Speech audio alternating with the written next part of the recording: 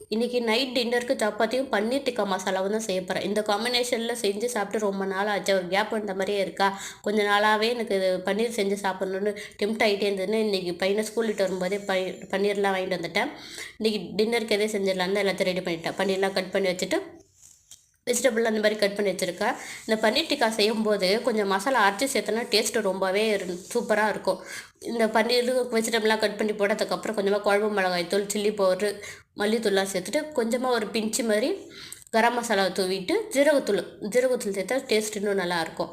அதையும் கொஞ்சமாக சேர்த்துட்டு தேவையான அளவு உப்பு சேர்த்துட்டு இதுக்கு ஒரு மசாலா அரைக்கணும்னு சொல்லணும் இல்லையா, அதுக்காக இந்த பிரியாணி ஸ்பைசஸ்லாம் போட்டுட்டு கொஞ்சமாக சோம்பு அதையும் தூவி எல்லாம் பொரிஞ்சதுக்கப்புறம் கட் பண்ணி வச்சுருக்கிற வெங்காயம், கொஞ்சமாக இஞ்சி பூண்டு சேர்த்து நல்லா ஒரு வதக்கிட்டுக்கோ. அதுக்கப்புறம் தக்காளி கொஞ்சமாக சேர்த்துருக்கேன். ஏன்னா புளிப்பு டேஸ்ட் இருந்தால் கொஞ்சம் கிரேவி நல்லா இல்லாமல் புளிப்பாக இருக்க மாதிரி இருக்கும். அதனால் கொஞ்சமாக தக்காளி, முந்திரி கொஞ்சம் எக்ஸ்ட்ராவே சேர்த்துக்கோங்க. ஒரு 10 15 முந்திரி சேர்த்தா டேஸ்ட் ரொம்ப சூப்பராக இருக்கும். இது வதக்கி நல்லா ஆற வச்சுட்டு ஒரு நல்ல பேஸ்ட்டாக அரைச்சிக்கிட்டு இப்போ இந்த எடுத்து வச்சுருக்க பன்னீர் இந்த வெஜிடபிள் கூட கொஞ்சம் ஒரு ஸ்பூன் ஒரு 1.5 ஸ்பூன் சேர்த்துக்கோங்க.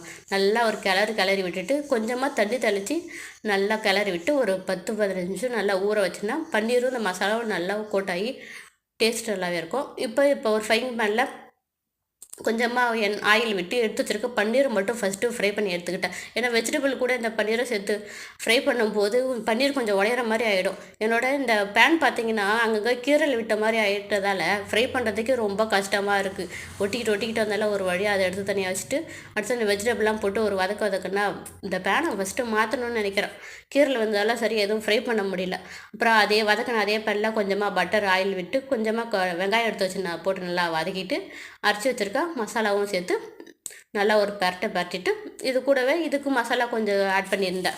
எப்பவும் போல் குழம்பு மிளகாய் தூள், சில்லி பவுட்ரு, அப்புறம் கொஞ்சம் தனியாத்தூள் அதெல்லாம் சேர்த்துட்டு ஃபஸ்ட்டு வதக்கி வச்சுருக்க வெஜிடபிள் மட்டும் போட்டு நல்லா ஒரு 2 நிமிஷம் நல்லா கொதிக்க வந்ததுக்கு அப்புறமா லாஸ்ட்டாக பன்னீரை சேர்த்து கூடவே கொஞ்சம் கஸ்தூரி மேத்தி, மல்லி இலைலாம் சேர்த்து நல்லா ஃப்ரை பண்ணதுக்கப்புறம் ரெடி பண்ணிட்டேங்க.